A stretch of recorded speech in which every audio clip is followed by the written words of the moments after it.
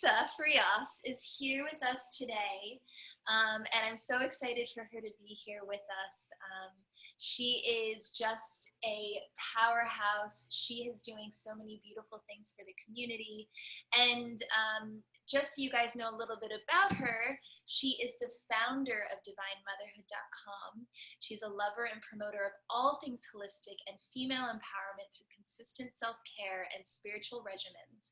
She is known to hold fierce space for all women, but especially for the maiden to mother journey. So Ivy, thank you so much for being with us here today. Thank you.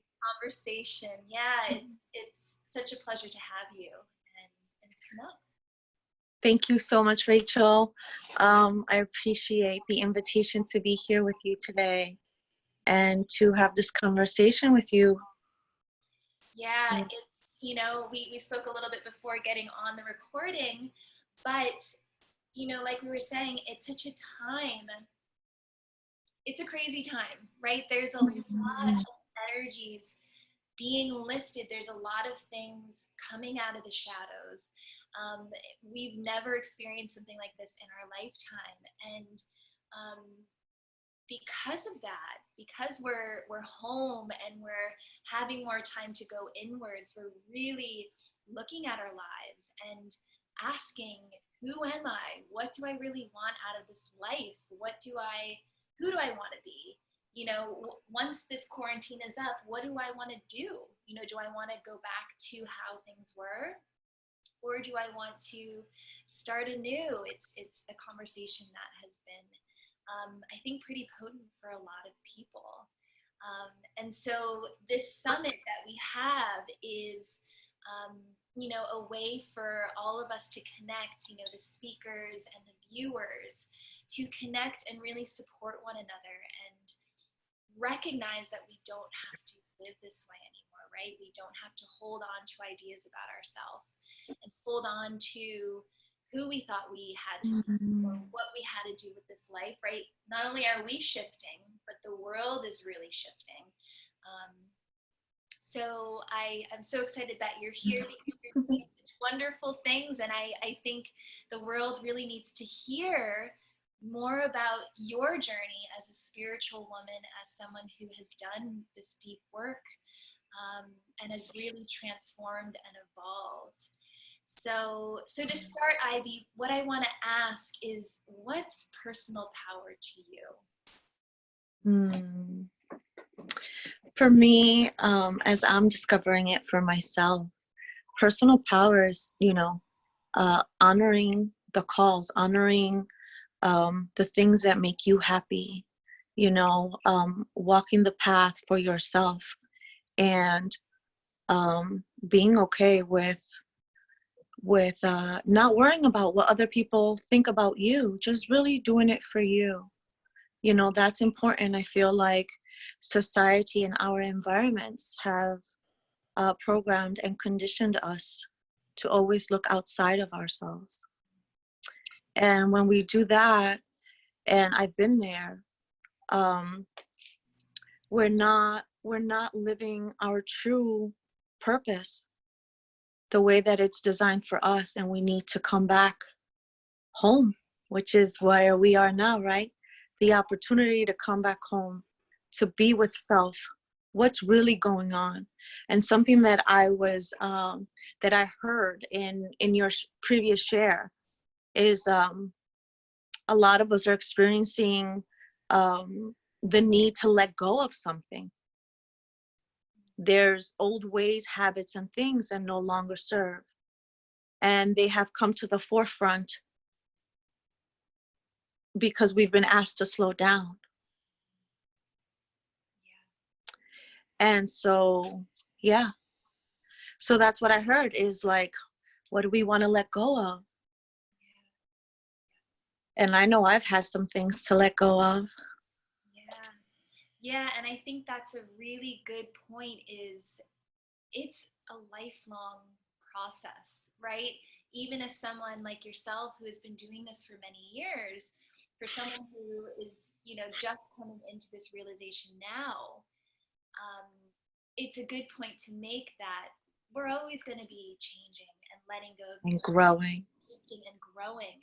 And it's a beautiful thing. That's what transformation is. Um, and what I would want to ask you for those again who are new to this, it is, what is the call to you? Like, I know there's different ways that people hear the call, but was there a specific Mm. way that you, Mm-hmm. whether you felt it or you heard something, or what is that? Mm-hmm. Well, for me, like when I started to do this work, it was because there was something within me that I knew just wasn't right. Um, there was something that kept harping at, taking away from my joy, and it was my relationship with my mother wound. And at 17, I started to face that and to be with that. Like what's there and how can I mend it? And I started to take courses and even having difficult conversations with my mother. And so that's where the journey began. Um, and so you asked what was real power for me. Real power for me, I was able to connect with that when I was pregnant with my Sophia. Yeah, I was in a very vulnerable place, as all women are when we are expecting life and we're holding space for something outside of ourselves. I mean, with ourselves, but something greater to that capacity. And you don't know what to expect. So anyways, and I didn't expect to the calling of becoming a doula. Mm, yeah. I didn't expect it. Babies and me, I didn't even, at one point, didn't even think I would have any children, Yeah. you It's know?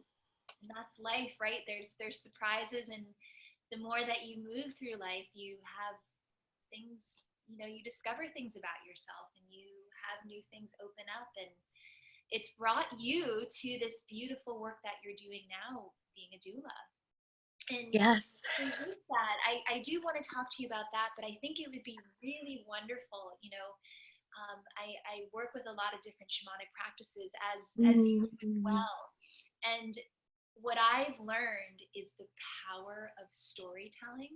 I don't think there's anything more powerful, and it's been done for thousands and thousands of years, right? Since the beginning of time. And so part of this summit is hearing the stories of these brilliant, powerful, shamans and healers and coaches like yourself, um, to hear a little bit about their journey and their story. And so you mentioned, um, you know, part of your journey started with your mother when you were about 17. So if you could just, tell us a brief telling, go into as much detail as you like, about the journey starting there. Again, what led you to begin that and end up where you are today, doula, beautiful doula. It's so funny because as you express that, I can see how the cycle has been, in a sense, not completed. Because I started off at 17 looking into what was there. Why was I hurting? What was ill about our relationship that was causing me so much pain? And I love my mother, but there were just some ancestral stuff that was passed on. And that was, at the end of the day, that's what I was looking at. And so, of course, and I did some courses at Landmark Education, which is some like self-development courses, like to look into like the childhood and why we think the way that we think. And I started to investigate because I love that kind of work. And I started to investigate, like, what was there? What were the patterns? How did these stories become so? And how can I perhaps start to look at them with more compassion and love and transform them? And when I say transform, create a new story that would work better for me as an adult. Because the one I was running as a child just wasn't working anymore. And so I find that in this work, from maiden to motherhood, when we become mothers, a lot of this comes up again. right? Because what we have as a foundation is how our mothers raised us. And if we don't consciously walk into it, we can create some of the same patterns. And do we really want that? There are some things you're going to want to keep, and we can be grateful for all of it, but there's just some things that need to be worked on. And so the shamanism then comes into play, and plant medicine was introduced into my life. I wasn't necessarily looking for it. I sit for ceremony and in meditation when it calls to me. I hear the message. And what does that look like? It comes out in prayer or just a physical desire. I feel a lot in my body, and that's usually like I follow a lot of that. So when I'm in touch with my body and I'm taking care of it, and that's what I teach women, self-care, how to get in tune, right? How to bring the feminine, how to embrace her, how to bring more flow. And then that becomes crucial when you become a mom, right? So I teach that in circle, and we'll look at all these things. We look at the shadows.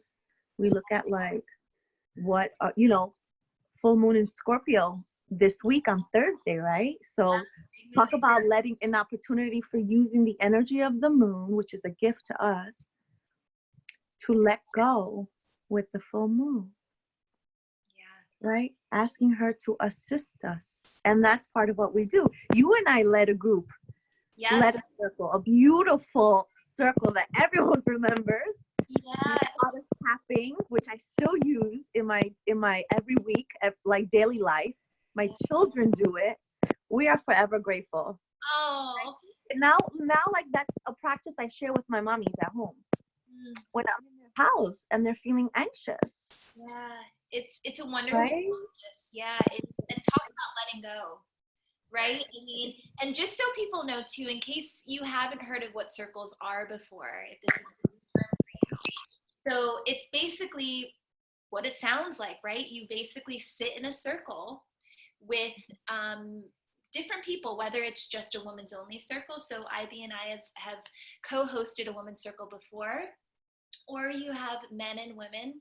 It depends on what sort of you're gathering for. So there's different kinds of circles. There can be moon circles, something Ivy was talking about. We have a full moon coming up in a few days, and that's all about release.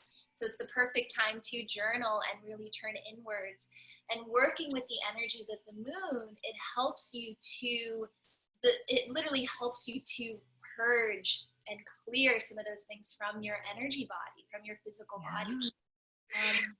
But circles are basically been used in indigenous cultures for years and years and years, and it's a beautiful practice that allows you to all be equals. So sitting in a circle, you are shoulder to shoulder with the person sitting next to you. It really helps to encourage listening.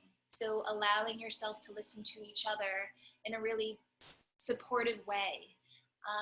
It encourages you to speak truthfully and from the heart, right? So being in that supportive space allows you to speak freely.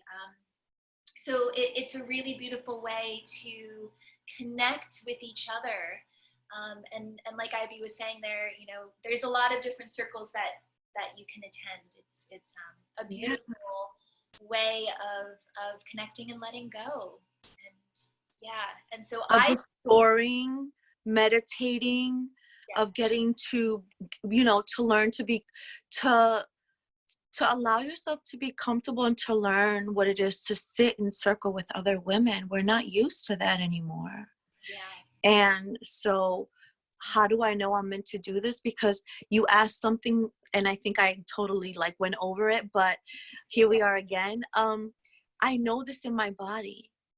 When I've sat in circles before, something brought me to a red temple with a beautiful friend and coach, Dawn Copeland, who does work for, women in business. And she did red temples, and they just blew my mind. And I just felt so at home.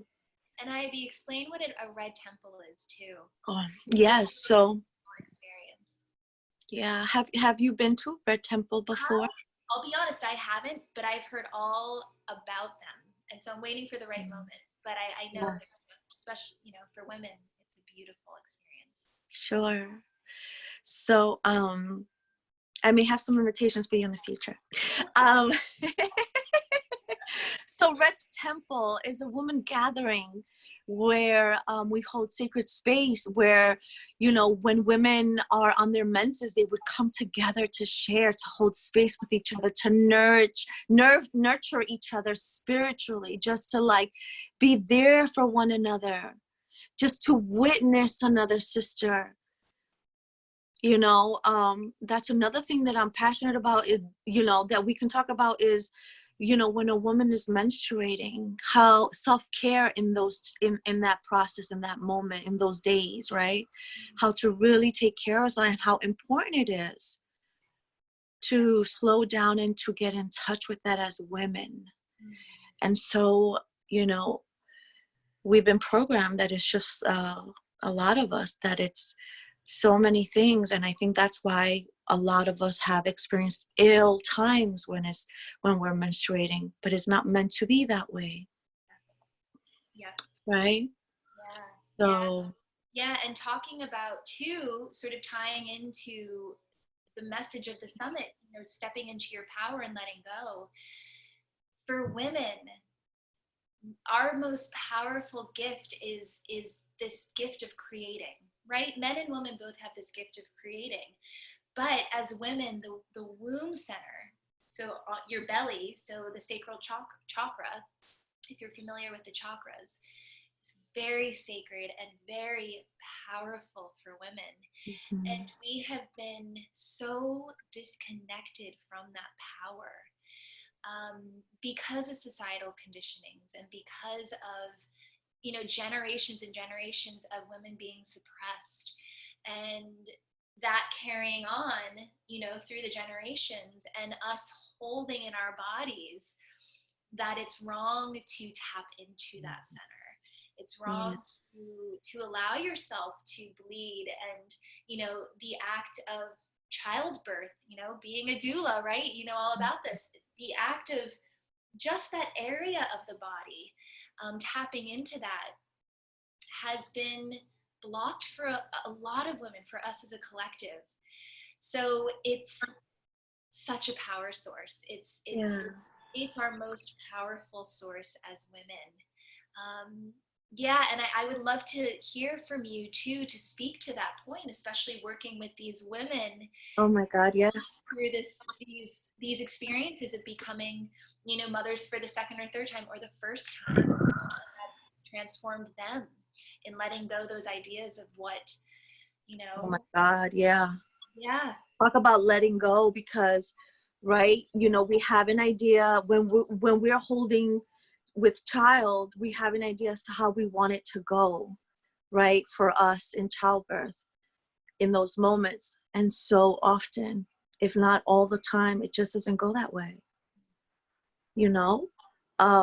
So surrendering in the most vulnerable of times. Yeah. And so I wanted to talk about a little bit of I wanted to drop in a little nugget of self-care for whoever is listening, men and women alike. Just our gentle touch, our hands. We can take our hands and rub them together first to get connected to the energy. And I can't do it because I'm holding my phone with the other hand today. Yes. Thank you, Rachel. And just lightly placing it in our womb center. And potentially closing our eyes. And just allowing that, feeling that, connecting. This is also grounding. And sometimes,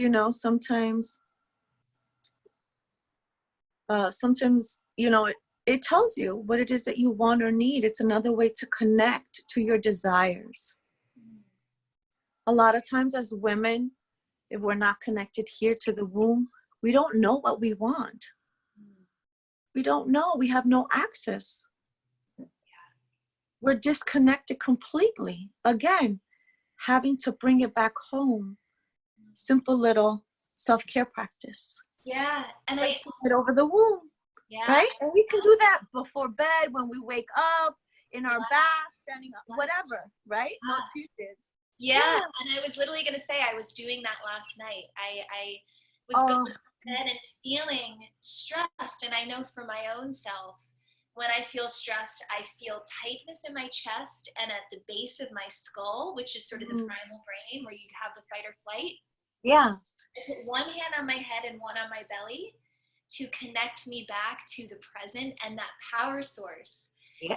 And it just, everything dropped. My body opened up. I could take deeper breaths, you know, and it's a beautiful thing to return to, and just shows the power of your own healing.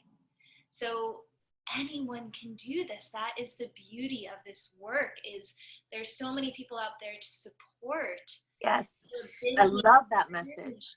Right? But we're all healers. We all have that healing energy. We all just, you know, knowing the practices that can help and assist you is, you know, sometimes all that's needed, right? To know. Absolutely. And that's something I teach my mommies in the postpartum care, you know, when I'm at home working with them. I like to set up some rituals with them. And so I like to call it Friday self-care night. I'll do like a 7 p.m. to 11 p.m. session with them. You know, the baby's taken care of, and if not, I'll put the baby to sleep. And then mommy goes and has an Epsom salt bath or something, right? And then I meet her in her bed with the lights off, with candles lit. And I set up this beautiful space for her to receive this moment, right? This care, right? She's been doing an amazing job at taking care of herself and her baby. And it's a lot of changes, right? So I teach them, you know, to connect to that area, because that promotes their own healing, right? That space has been so opened. Yeah. That's usually where we find lots of transformation for us, in that space. Yeah. And Ivy, that's actually something I wanted to ask you. What does transformation mean to you? Because I know it's a loaded question, but I think it's something that there's so many ideas of what it is, and I think it's something that can be scary for some people. Like, I know I for a while was a little bit triggered by the word, but I'm so, at the same time, I'm so inspired, and I'm so like called to learn more about transformation, because it's such a beautiful thing. And you know, when you look at the world in transformation, the seasons, right? The seasons are transformation, right? Every season, the leaves fall and the snow comes, and then there's blooming, right? We're in spring right now. You see caterpillars turning into butterflies. That's, you know, 2 examples of transformation in nature. But us being connected to nature, we move through our own transformations in a way, and it can show up in different ways. But what does it mean to you, and how have you seen that through your life? Wow. Yeah. Well, that's a good question for a Scorpio, by the way. And we are having a Scorpio full moon again. So transformation, the journey of change, the process of change, and it looks different for all of us. And it can be simple, or it can, you know, it can be simple and with ease, or it can be hard and long sometimes. It just depends. So I don't think it ever looks one way. But transformation is also when you can speak about your past traumas with, you know, with grace, and where you're not falling apart, I guess. You know, it looks different for everyone. Yeah. So. Yeah, and it's I think For you, I've been so inspired because I've seen you go through so many different transformations just in the little time that I've known you, going from, I think that's the other beauty about transformation is when we can let go of who we think we're supposed to be and just be open to the energies that flow, we can allow ourselves to flow through those transformations and those different selves.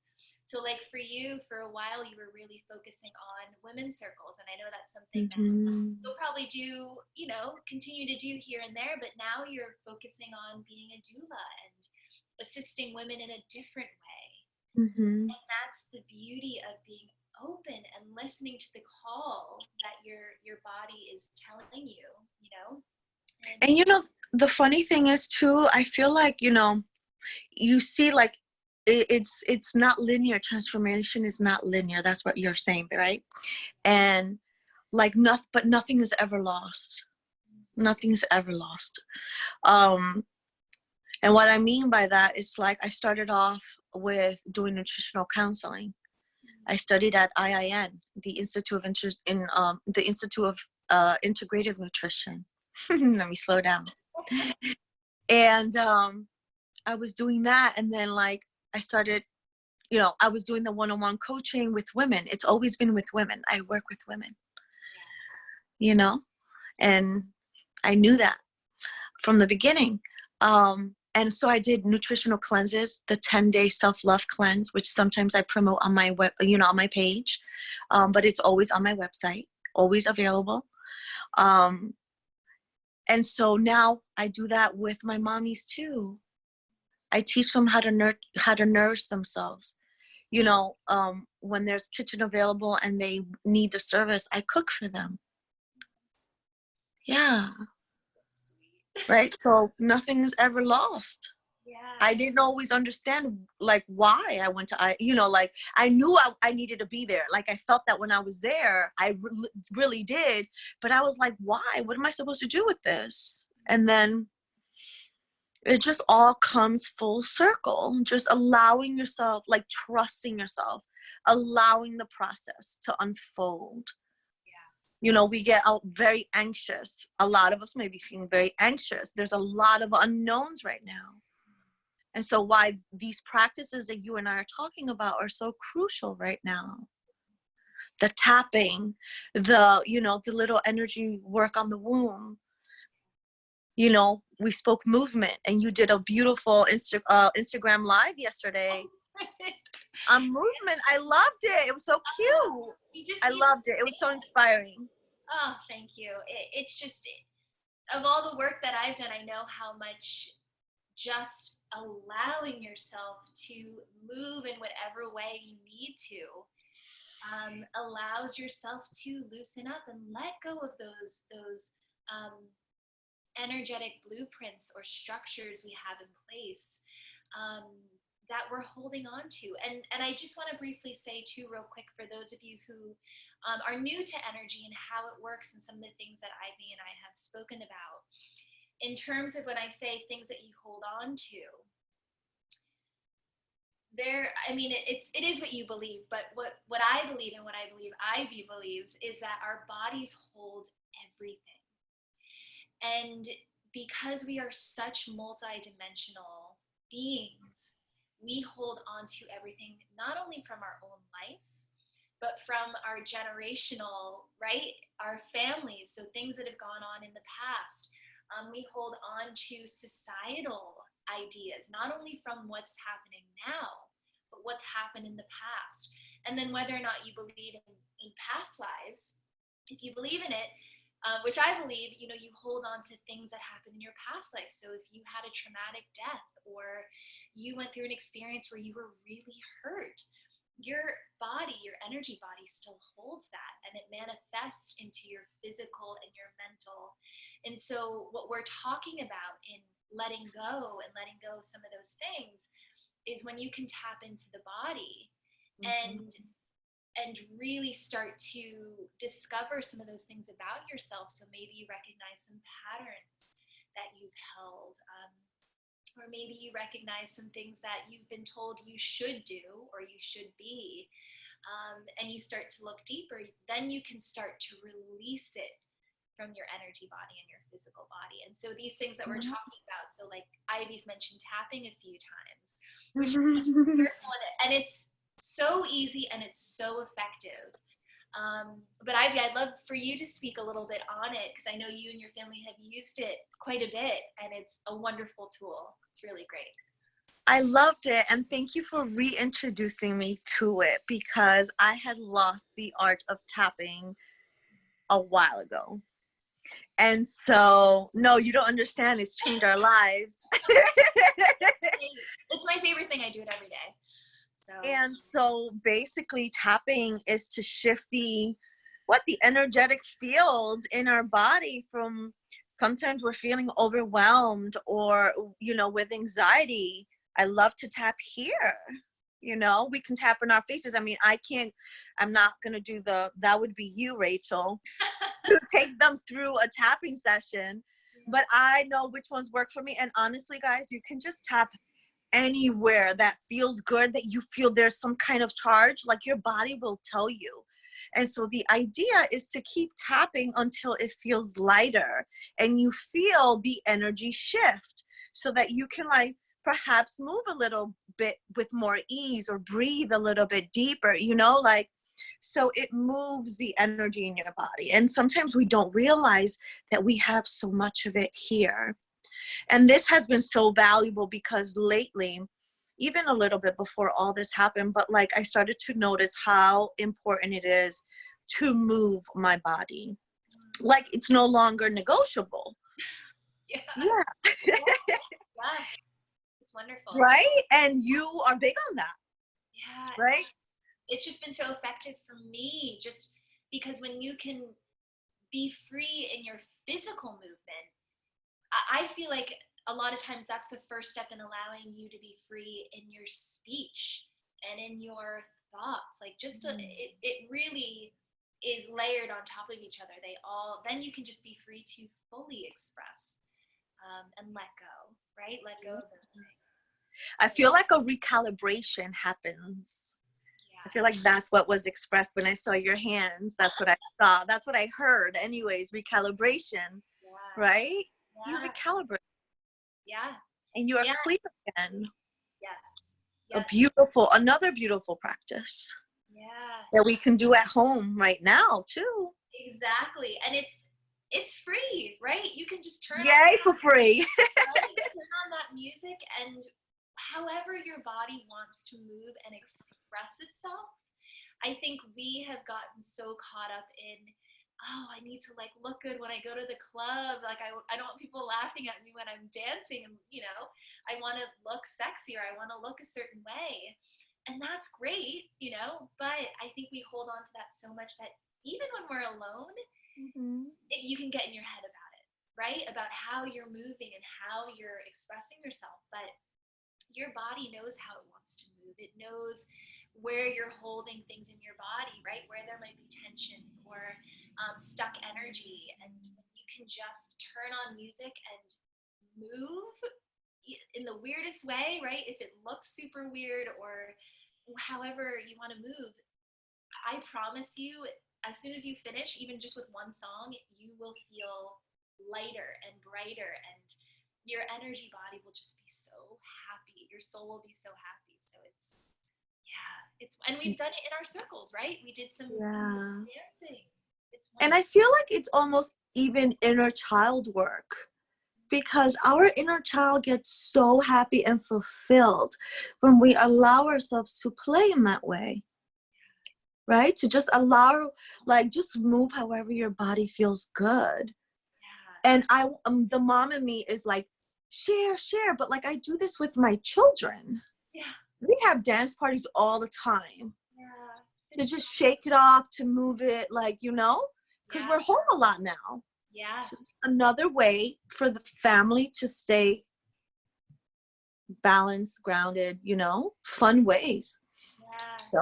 Yeah, and I love that you brought up the inner child, because the inner child is is the self that is with us through our entire life. So even though we grow up to be adults and, go and do adult things, a lot of times we can forget that joyful, playful child that always wants to express itself and just wants to play and enjoy life, right? And we've all had different childhoods. Some might have had some difficulties. Others have, been blessed with really beautiful, childhoods. It all depends. But whether or not you had a difficult childhood or not, when we come into this world, we are beings who just want to play and just want to, be free. And so the inner child work that Ivy's talking about, again, it's some of those energetic blueprints that we hold telling us how to act, right, Ivy? So it's sort of like the true, authentic inner child, the soul that's in there that wants to just be free. That's who we are on a soul level, right? But doing dancing, doing things that just allows you to play and be free and expressive is exactly what is going to help you to more being and less doing. Exactly, right? And that's the feminine energy. Yes. Right? Yes. Yeah. And so I think that's something, again, with everything shifting, the world as a collective is starting to balance, right? It's starting to realize that we've lived in a very masculine energy dominant world, right? And so now we're finding feminine energy, right? So for those who are new to this, there's duality in everything, right? There's dark and the light, there's good and bad, there's masculine and feminine. And the feminine energy represents patience and calm and sort of slowing down. There's a lot of different traits that go with the feminine energy.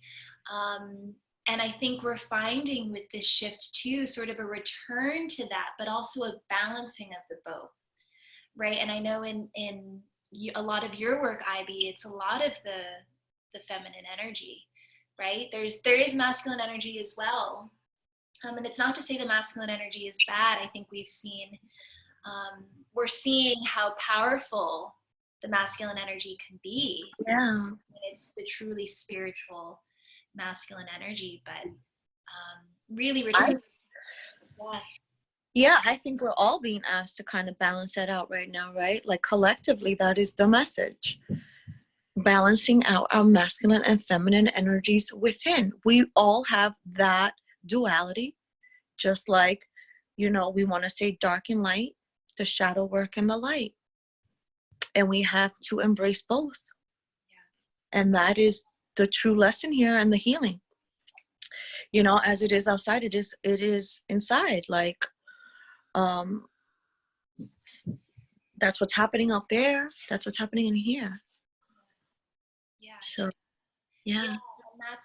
And what I believe is with the balance, that's when we find true power too, right? We all have the masculine and the feminine within us, but when we can truly find a balance, or balance it as much as we can, right? We're not perfect, so it's not always going to be perfect, but that's when we can find that power, and the power allows us to align and lead our life in the way we deserve, the way that we truly want to live our life and truly want to be.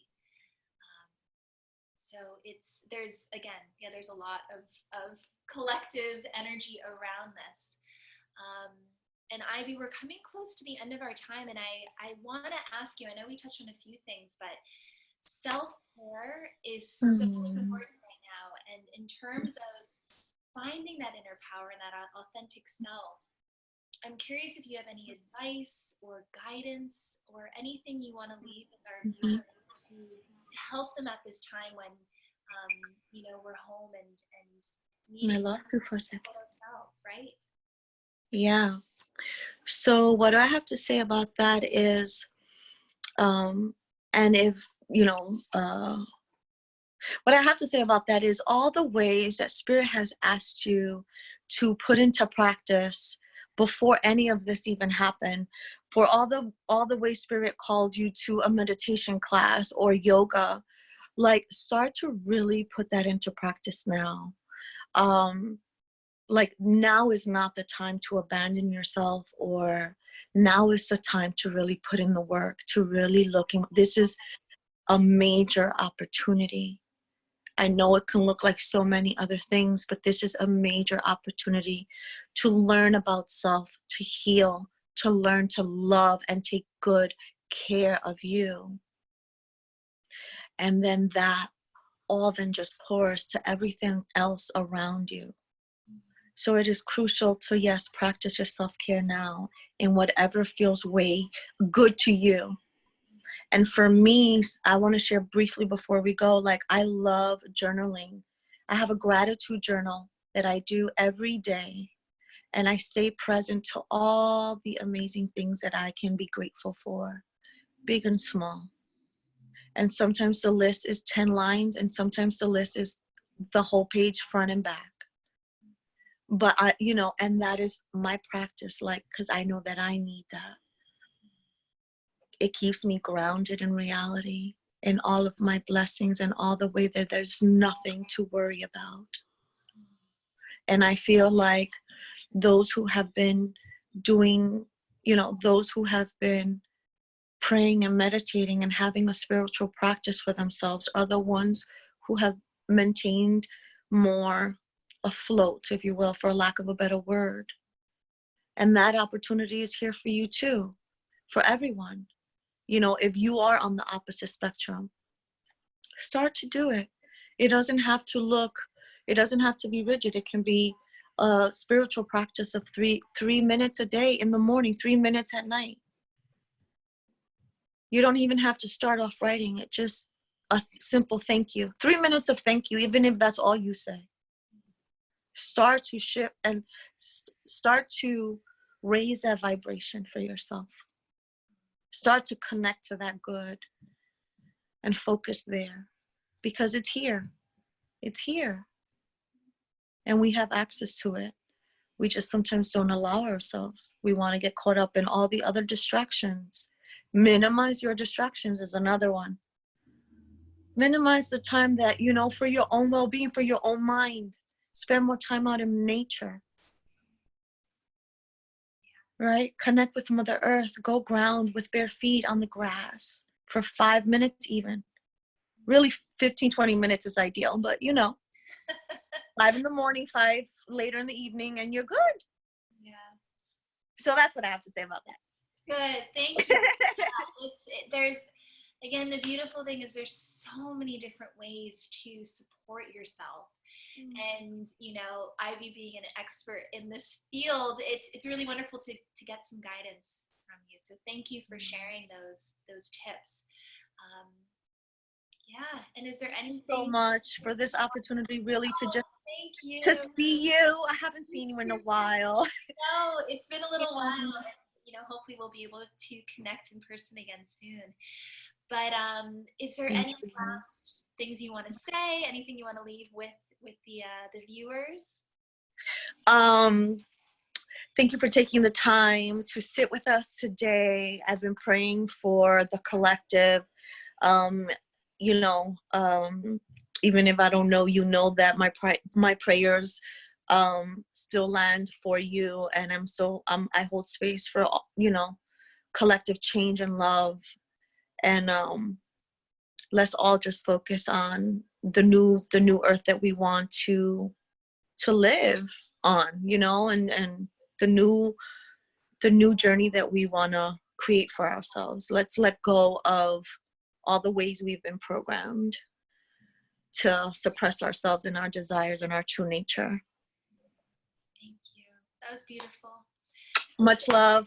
Thank you so much, Rachel. If you guys want to connect further with Ivy, okay, find her.